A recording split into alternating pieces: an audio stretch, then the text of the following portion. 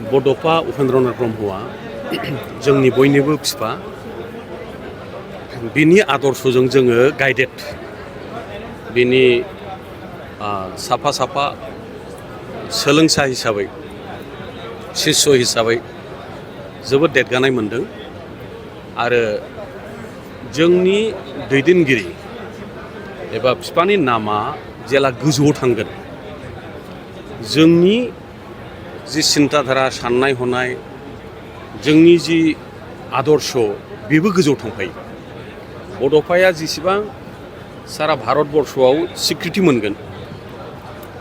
जोंबो जोलै हिसाबै आरो बिथाङा दैदेनलांनाय आफादनि जि मर्यादा बेबो गोजौआव थांगोन आरो दिनै जि मोनसे मर्यादा एबा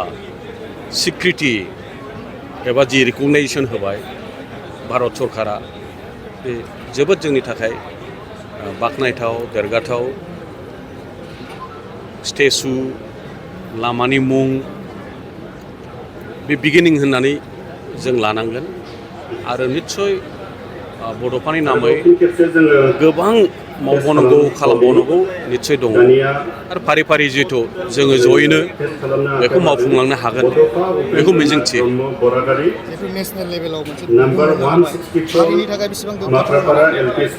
आं एसे सिगाङाव बेखौनो बुंबाय बिथांनि मुङा बिथांनि मर्यादाया जेसे गोजौआव थांगोन जोलै हिसाबै आरो बिथां दैदेननाय जि आफाद बिनि मर्यादायाबो गोजौआव थांगोन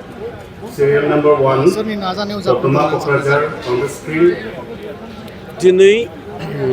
एज ए हल जि मोनसे प्रसेसजों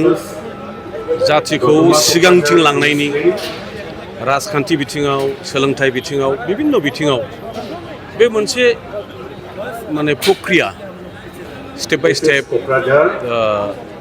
बयनिबो बहाय जि कन्ट्रिबिउसन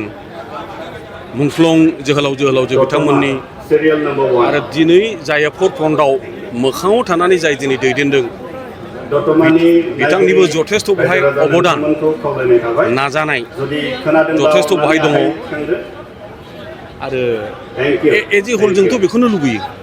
बयबो बेखौनो लुबैदों